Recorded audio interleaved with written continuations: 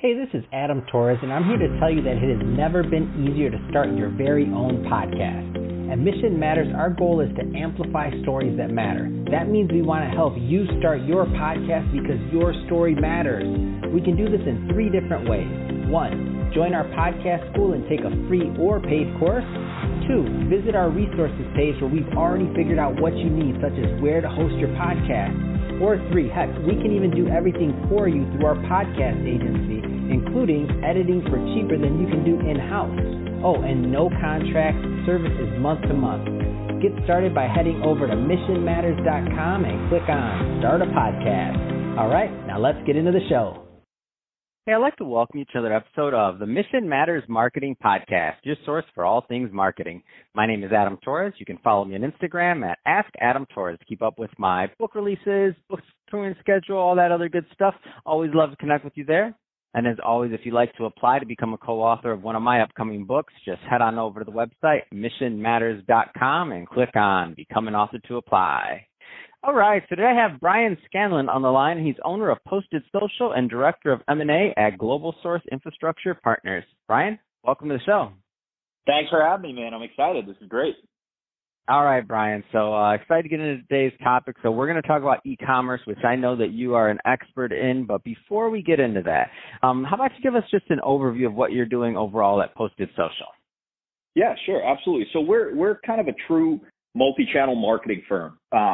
Started off in the digital space. We just merged with a direct mail company, so we can offer marketing services in a variety of ways.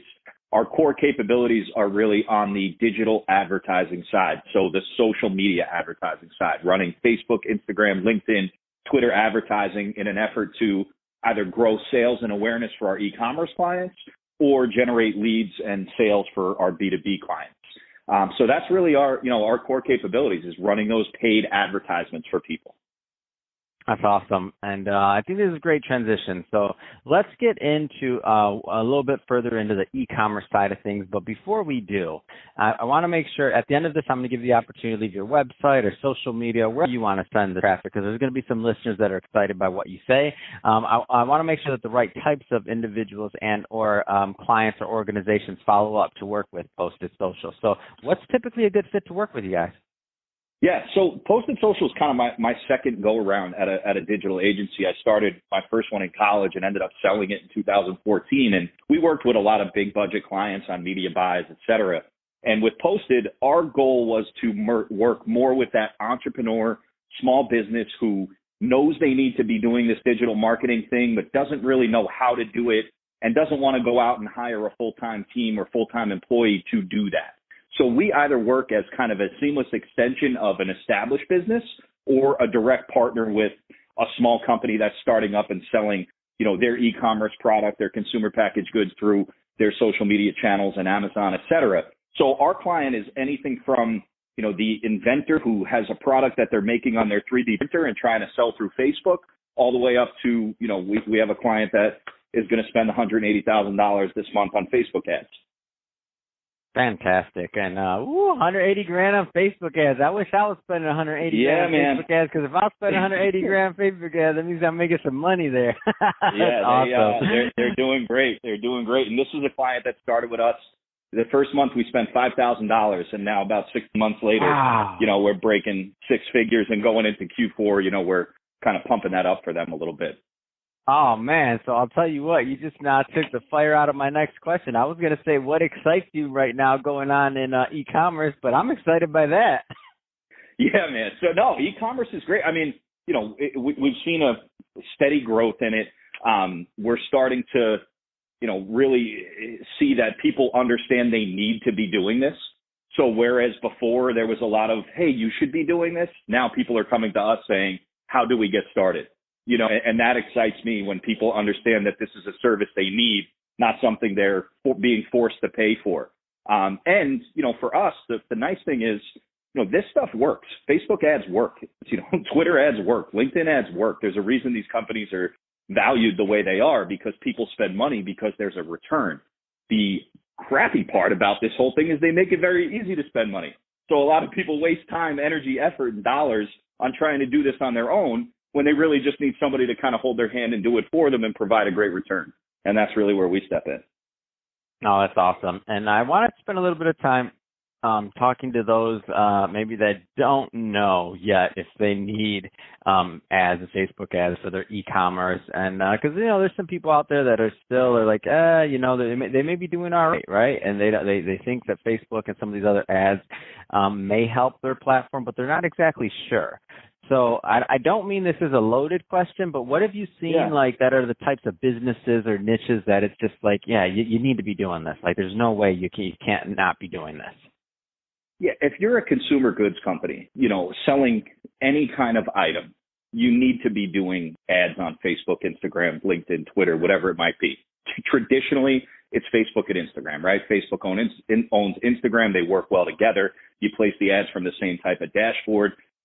There are your clients out there on these social networks. And by not spending the money on this, you're missing out, right? So should somebody be on it? Well, if you want to make more money, you should be on it.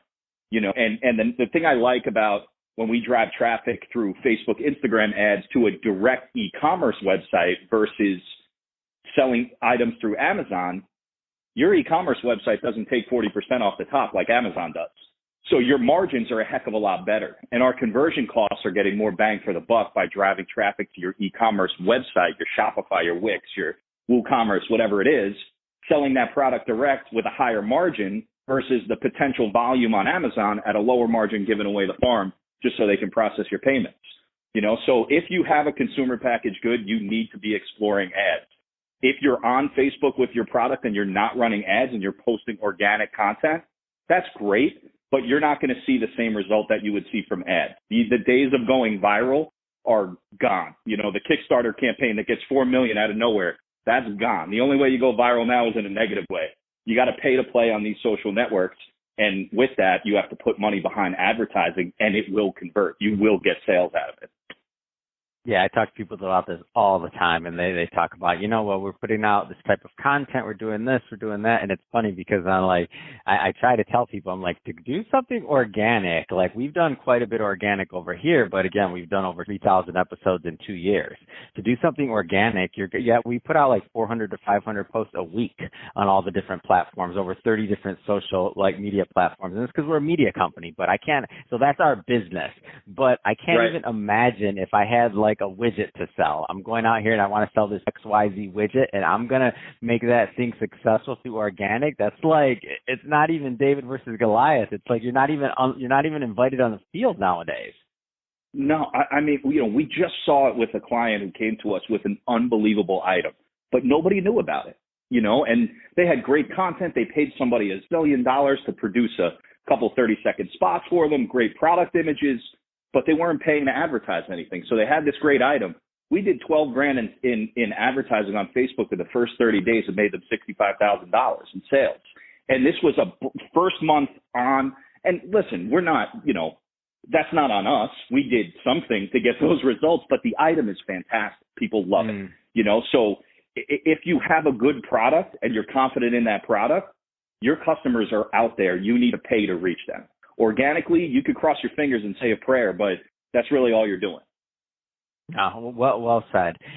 So what's one of the first things that let's talk again to that person that maybe is they have some budget, they have some sales, and they haven't yet gone down the ad route. And what's one of the first things they should be thinking about in terms of e-commerce? Because I feel like this whole move from quote unquote brick and mortar to digital and figuring all these things out, which to me it just means you're just going to sell online. I mean, there's a lot of different keywords and buzzwords floating out there, but what are some of the first things they should consider as they make that transition to e-commerce? Yeah, I mean, the one thing we kind of see with, hey, the first mistake that is made is people not understanding their numbers, right? And not knowing their own business. So one thing we try to do is really get to know the person's company and how they make money per item. So we can establish the right target conversion cost, right? Because for every dollar we spend, how much do we make? And if we're spending $1 and making $1, yeah, that's not good.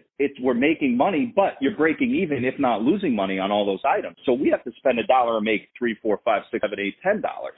And when people don't understand the margins on their product and what they need to spend in order to make money, there's a barrier there that's hard to cross. So trying to dig in and help people understand what their numbers are is our kind of our first approach. And that's a little different than other agencies that just say, yeah, we need you to spend 20 grand and we're going to take 20% of your budget. The other thing, is people understanding you do have to pay to play, right? So you do have to put some money into this. And depending on what the cost of your item is, will kind of determine what we think the appropriate budget is. So we have people start off anywhere from $1,000 to $7,000, $8,000, $10,000 for the first month of spend. And then we scale them based on the results, right? Not committing them to a specific number, but telling them, hey, if we get these results, there's no reason to slow this train down, right? We got to speed this thing up. So if you're going to go down that e-commerce path, it's understanding your finances, but also understanding you're going to have to pay, and there are results on the other side. It's just a matter of finding, the right target really on Facebook, Instagram. Yeah, and what I like about the idea is that there's so much data there, like meaning you get to see what's actually happening. Like let's go back a bit. Let's just say that we were, and I'm not knocking our newspapers, but unless you did like a coupon, I mean I'm going way back. Like if you did like a mail-in coupon or something like that, then you knew, okay, that ad got me X amount. Why? Because we have the coupons, we can count them, right? For some of the people listening right now that haven't, and I have never done that, but I've read about it, right, and studied marketing. So for some of the people listening, they're like, what? There were coupons in newspapers and people mailed them in? Why'd they do that? All right, so for all the people that just said that, it's okay. It did used to happen. But that being said, you had that feedback, and it might take you a month or two, and then you're like, okay, this campaign did X, Y, Z. But now what you're talking about scaling with that other company and like seeing the, and obviously it depends, but you're not guaranteeing anything, but it depends on the product, depends on the company, depends on the demand, make sure everything's dialed in. But if it is, you should be able to see those results and then make a really logical and business and numbers focused decision on scaling your spend. So it's not just saying scaling for the sake of scaling, it's scaling for profitability. Absolutely. I mean, you hit the nail on the head with it's measurable, right? So we know that based on this tracking, when we run a Facebook ad, we spent this much money on it and it resulted in this much money in sales. Right. And being able to tie a direct value to that is a heck of a lot better than, I spent $50,000 on a billboard. I don't really know what the return is on that because people aren't really coming in the store saying, hey, I want to buy this because I saw you on that billboard. Right. But we know who clicked on that Facebook ad and who made the purchase, how much they made it for, and what items they put in their cart. Right. And then we're able to find people that look like them and expand their audience on Facebook even further. So there is a much more measurable return. And with those measurements and those metrics, we can fine tune and tweak the process down to, should this ad copy have emoticons in it or not? Should this link be this way, or should we tweak the link URL to this link? And all those things are things we can test and measure and then optimize. So there's so much power in it. No, that's awesome. So, Brian, that being said, if somebody is listening to this right now and they want to learn more about what you're doing over at Posted Social, or they want to learn more about Global Source Infrastructure Partners, and actually, let's just before we cut it, we have a minute or two left. Tell us a little bit more about Global Infrastructure Partners, because I want to make sure you get that part of it in, because I know we were talking about it a little bit in the pre-show, and I think it's really interesting what you're doing.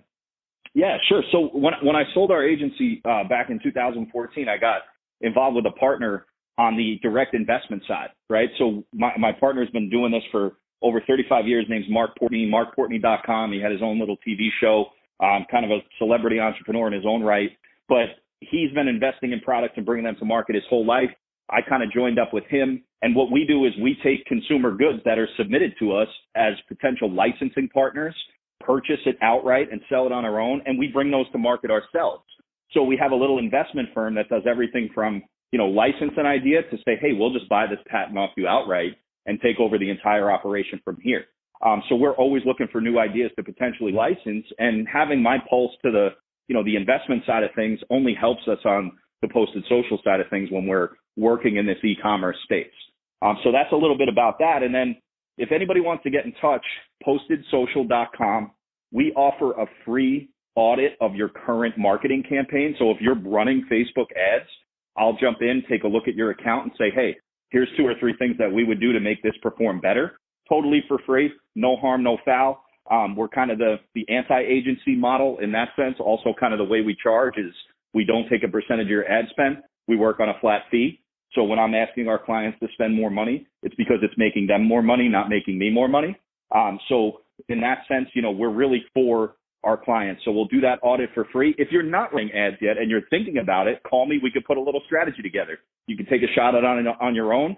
And when it doesn't work, then you call me back and we get started for you. But either way, we're here to help with, whoever wants to reach out. If somebody wants to take the time to reach out, I'm going to take the time to listen and help as much as I can. Fantastic. Well, Brian, really appreciate coming on the show today and sharing more about all the great stuff you're doing over at Posted Social and Global Source Infrastructure Partners. And to the audience, as always, thank you for tuning in. Hope you got a lot of value out of this. If you did, don't forget to subscribe to the podcast, leave me a review on the Apple iTunes Store, and if you're watching this on our YouTube channel, Mission Matters Marketing, definitely give us a subscribe there, but also leave us some comments on the video. Love to know what kind of projects and things that you're working on. And Brian, thanks again for coming on the show. Thank you so much. I appreciate it.